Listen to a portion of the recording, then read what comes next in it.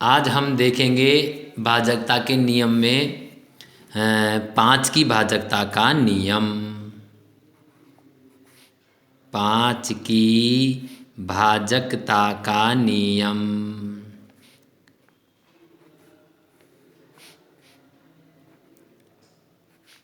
तो 2 की और 3 की भाजकता का नियम हमने पहले पढ़ लिए।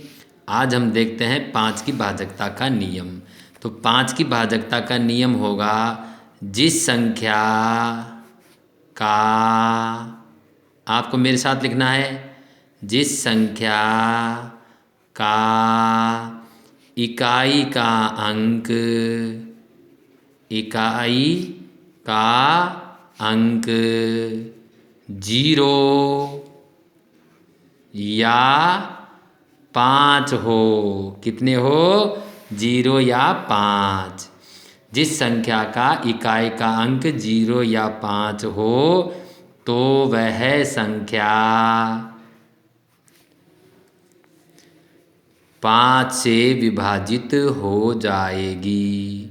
तो वह संख्या 5 से विभाज्य है।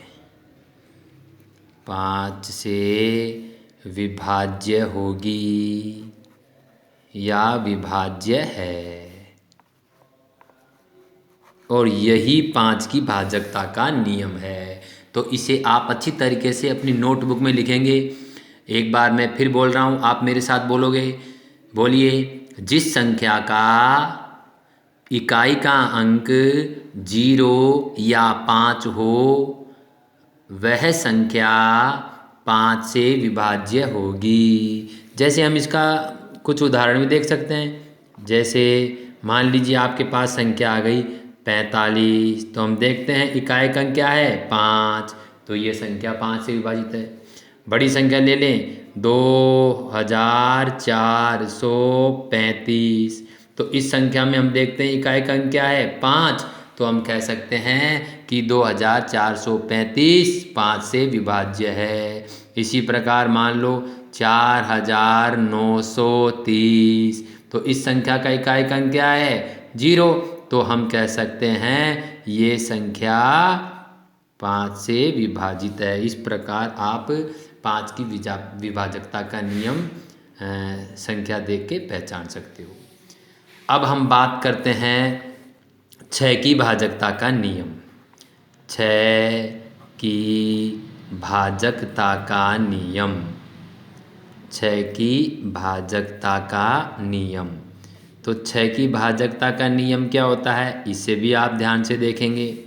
तो 6 की भाजकता का नियम में आप सिर्फ इतना ही कहोगे कि यदि कोई संख्या 2 और 3 दोनों से विभाजित हो जाए, इससे 2 से और 3 से, यदि कोई संख्या, कोई भी संख्या हो, कोई संख्या 2 से तथा 3 से, दोनों से ही विभाजित हो जाए, 2 से भी और 3 से भी, 2 से तथा 3 से विभाजित हो, विभाजित हो तो वह संख्या 6 से विभाजित होगी। तो वह संख्या 6 से विभाजित होगी। 6 से विभाजित होगी।